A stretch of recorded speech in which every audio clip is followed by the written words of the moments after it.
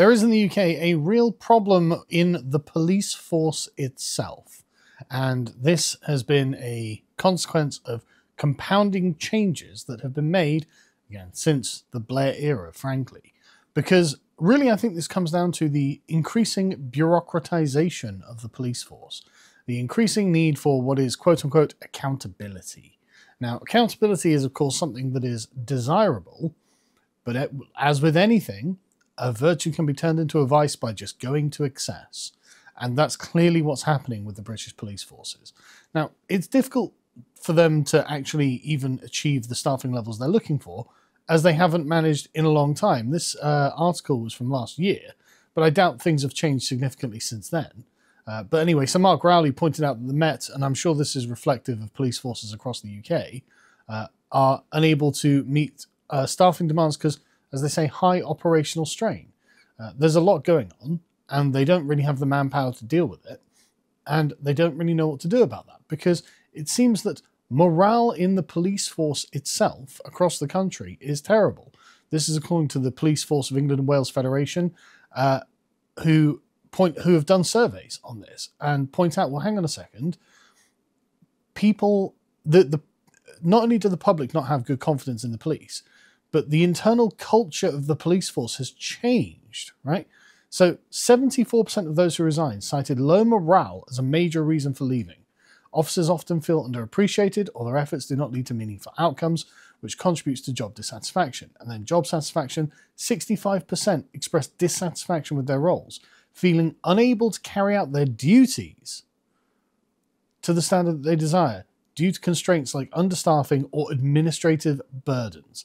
And I think this is, honestly, the administrative burden. I mean, the understaffing is a consequence of the administrative burden and the sort of toxic culture of political correctness and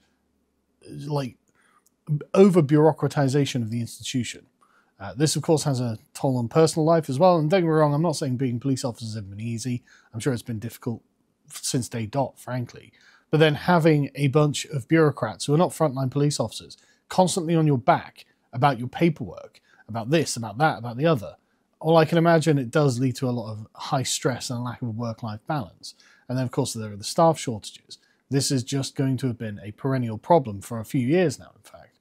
And so this, genuinely is getting them down. 59% of police officers who quit said the job's impact on their psychological health was a major effect on the decision to leave, compared to 34% of people who retired. 41% of resigners and 32% of retirees pointed to physical health issues as the reason for their departure. So again, don't get me wrong, a lot of them are going to have physical injuries, but 59% of them saying it's their psychological health. The institution itself has become poisonous. It's become not what it used to be. And I saw this TikTok going around, and this is just absolutely fascinating. So this is P.S. Kelly Palmer of Lincolnshire Police saying there's no real policing anymore, and cover-ups, box ticking, and protecting institutions instead of people.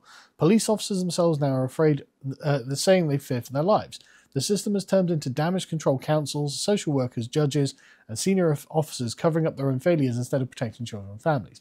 Again, it's the kind of Sovietization of the police force, where no one wants to take any kind of accountability, because you're going to have some bureaucrat who's going to say, well, I mean, I've got a very comprehensive list of things that you may have done wrong, and that's going to go to tribunal, or you're going to be in a lot of trouble. So the only incentive left is for arse covering.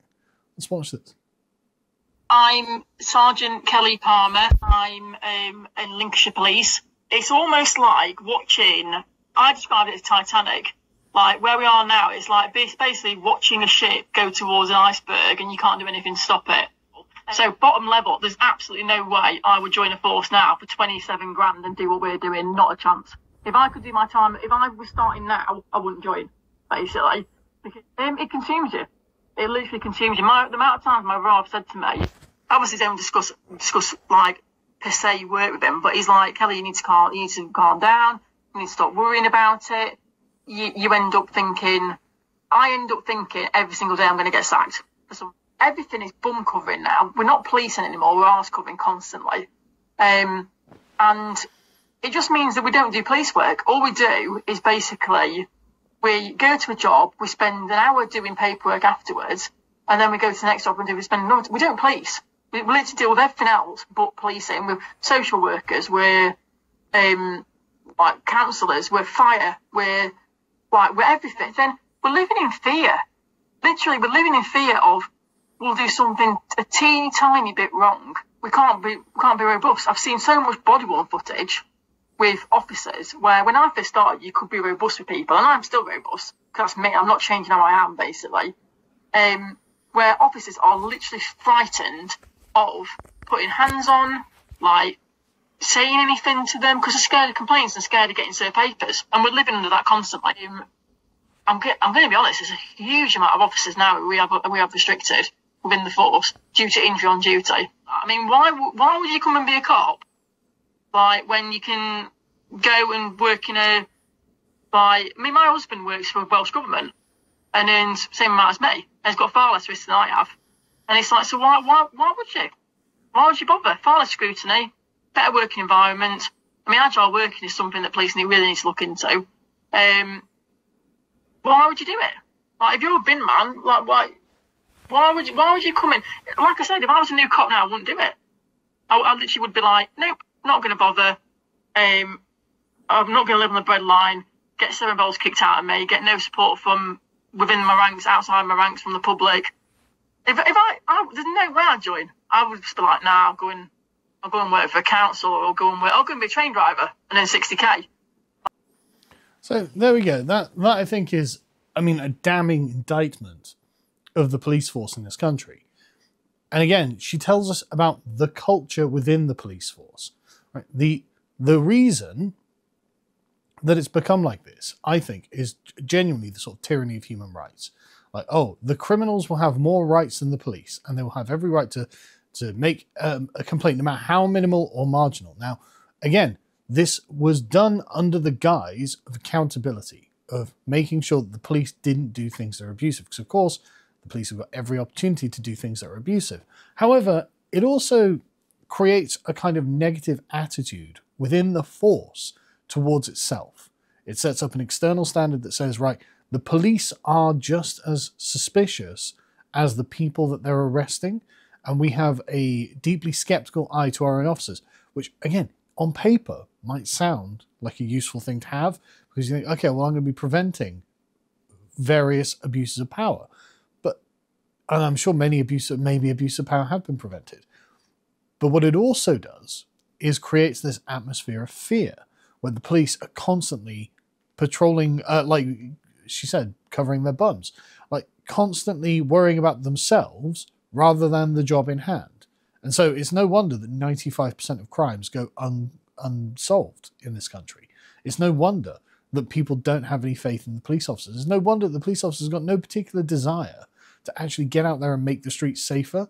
Because what's going to happen? Well, at best, an hour's worth of paperwork, possibly more. At worst, you intercede in some criminal doing something, and he might be of a minority ethnic background, and then suddenly you're on the hook for a hate crime or something like this. And it's like, okay, well, why would I bother? Why would I want this? You know, what have I ticked all of these boxes that some bureaucrats have cooked up in a council somewhere? Nowhere near the frontline police, nowhere near understanding what the realities on the ground are like. Have I checked all of these boxes that have been written in the abstract, where there's no pressure, where there isn't like a chaos going on in front of you, and these people are like, well, but these are the standards. Okay, but in the heat of the moment, I actually can't deal with those things, says the average police officer. I'm actually worried about not getting my block knocked off. I'm actually worried about making sure this guy doesn't hurt someone else or something like that, or steal someone else, whatever it is. And I'm worried about making sure I'm actually solving the problem. And because you didn't do exactly right, oh, there was a slight misstep here, right, that's on your permanent record, that's a box not ticked, that's more things that will come up in your yearly review for some stuffy bureaucrat to sit there and go, well, I'm not happy. It's like, but you weren't there. You don't understand how these things go. And so now the police officers are in fear for their jobs, as she says. Like, I'm worried I might just be sacked every day because I might have said something that wasn't politically correct, that was anti-Soviet, and now I lose my job, so I don't even have the career that I had. Like, this is mad, right? This is not how the internal culture of the police force should be. I'm sure it wasn't going to have been like this, 30 years ago. And I don't see how, as an institution, it can really look to the future and say, yeah, no, we're going to be able to manage things. We're going to be able to, actually be confident in our ability to serve the public and keep the streets safe. It sounds to me like Miss Palmer here doesn't have faith in that at all. And if you look at the retention rates and the recruitment rates and say, well, what's the police force going to look like? Well, it's going to look like a dwindling institution that has less and less power, not just because it's smaller, but because the people within it have got less desire to try and solve any of the problems.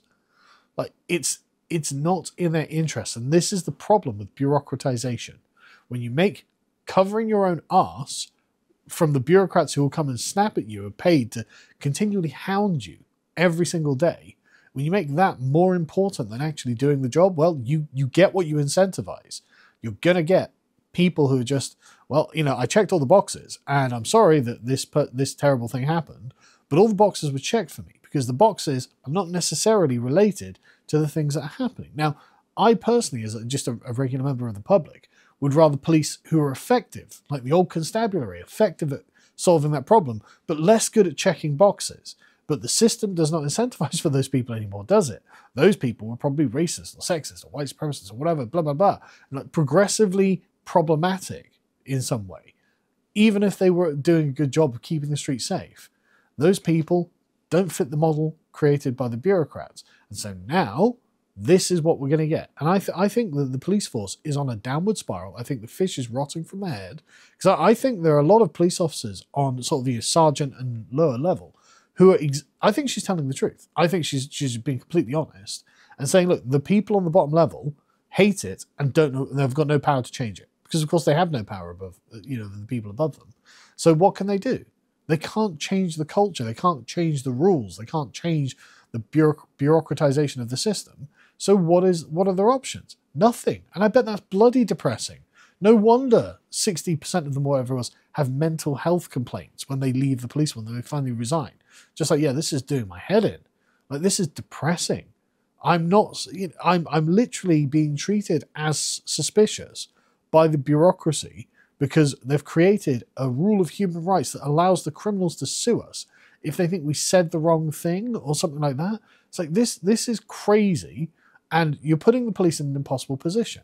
And so I can only see the institution of the police in this country, which was once the envy of the world, declining to the point where it's just not really fit for purpose.